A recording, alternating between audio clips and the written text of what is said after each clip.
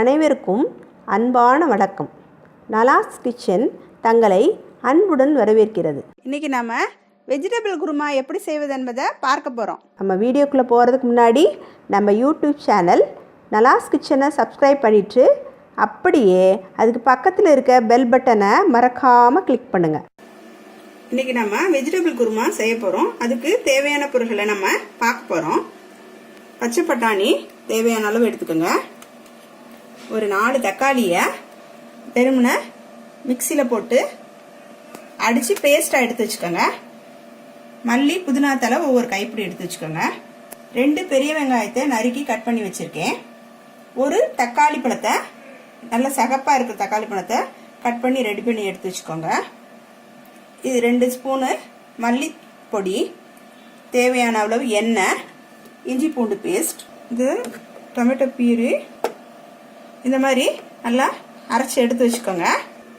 பெரிய உருளைக்கிழங்குல 2 எடுத்து நல்லா தண்ணியில் போட்டு வேக வச்சுட்டு கட் பண்ணி எடுத்து வச்சுருக்கேன். சோம்பு 1 ஸ்பூனு, கசகசா 1 ஸ்பூனு, உப்பு தேவையான அளவு, ஒரு பட்டை, கிராம்பு, கல்பாசி எடுத்து வச்சுருக்கேன். இது வதக்கி எடுக்கிறதுக்காக வேண்டி பச்சை மிளகாய் நமக்கு தேவையான காரத்துக்கு தேவையான அளவுக்கு எடுத்து வச்சுக்கலாம்.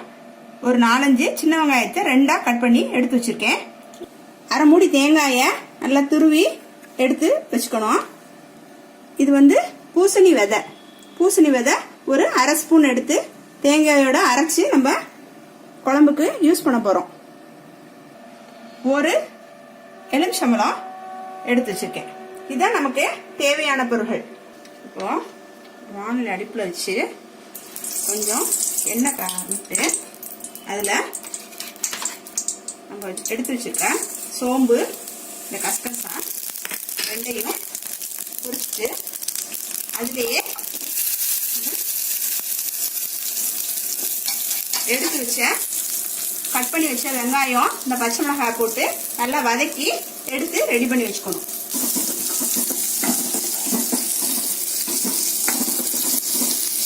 அப்படி வதக்கி எடுத்துக்கணும். நல்லா பச்சை மிளகாய் பச்சை வாசம் போகிற அளவுக்கு வதக்கி வெங்காயத்தையும் வதக்கி எடுத்துக்கணும். வதக்கிய இந்த வெங்காயம், பச்சை மிளகாய், சோம்பு, கசகசாவை நம்ம மிக்சியில் போட்டு மிக்சி ஜாரில் போட்டு அரைச்சி எடுத்துக்குவோம். அதே கடாயில் நம்ம வெங்காயம் போட்டு வதக்கி எடுத்துக்குவோம். தேங்காயை நல்லா வதக்கி எடுத்துட்டோம்னா நம்மளுக்கு வாசமாக இருக்கும் நல்லா குருமா. இப்போ தேங்காய் வதங்கிடுச்சு. நம்ம தேங்காயோட இந்த பூசணி விதையும் சேர்த்து நம்ம அரைச்சி எடுத்துக்கணும். பூசணி விதை இல்லைன்னா 2-3 முந்திரி பருப்பு போட்டுக்கலாம். இது சீப் அண்ட் பெஸ்ட்டு. இந்த பூசணி விதை 100 கிராம் 30 ரூபா தான். நம்ம அதை யூஸ் பண்ணிக்கலாம். உடம்புக்கும் நல்ல ஆரோக்கியம், டேஸ்ட்டும் நல்லா இருக்கும்.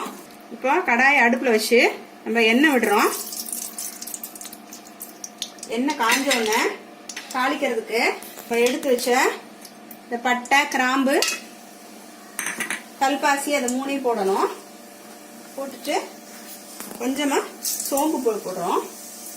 2 கருவேப்பிலை போட்டுக்கிறோம். வெட்டி வச்ச வெங்காயத்தை போட்டுக்கிறோம்.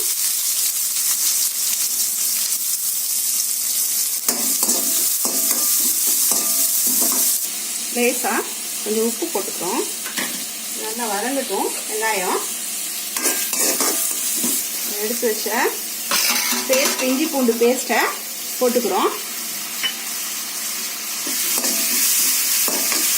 அடுப்பை தகவல் கம்மியாகவே இருக்கட்டும், சிம்லேயே வச்சு மீடியம் ஃப்ளேமில் வைங்க.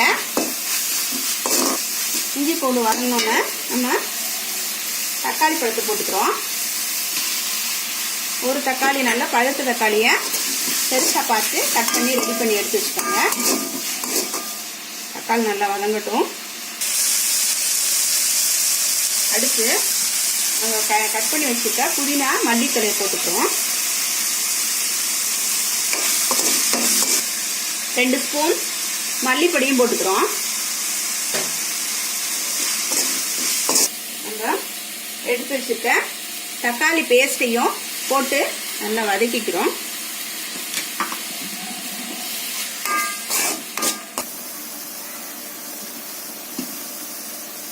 இதை எடுத்து வச்சிருக்கேன் பச்சை பட்டாணியை நல்லா கழுவிட்டு எடுத்து வச்சிருக்கிறதுல அதையும் எடுத்து நம்ம ஆட் பண்ணிக்கிறோம். அடுத்து நம்ம அரைச்சி வச்சோம் பாருங்க, பச்சை மிளகாய், சோம்பு, கசகசா, வெங்காயம் பேஸ்ட், அதையும் நம்ம இதோடைய போட்டுறோம். நம்ம எடுத்து வச்ச உருளைக்கிழங்கையும் நம்ம இதில் போட்டுறோம்.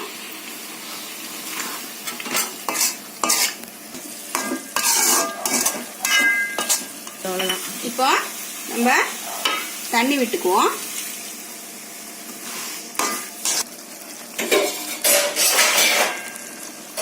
குருமாவுக்கு தேவையான அளவு தண்ணி நம்ம விட்டுக்கிறோம். உப்பையும் போட்டுருவோம். நல்லா கொதிக்கட்டும். இதை மூடி போட்டு மூடி விட்டுருவோம். இப்போ வதக்கின தேங்காயும் பூசணி விதையும் நம்ம மிக்சி ஜாரில் போட்டு அரைச்சி பேஸ்ட்டாக நம்ம குழம்புல ஊற்ற போகிறோம். இப்போ குழம்பு நல்லா கொதி வந்துருச்சு. எண்ணெய் பிரிஞ்சு ஓரத்துலலாம் வந்திருக்கு. இந்த சமயத்தில் நம்ம அரைச்சி வச்ச தேங்காய் பேஸ்ட்டை ஆட் பண்ணிடணும்.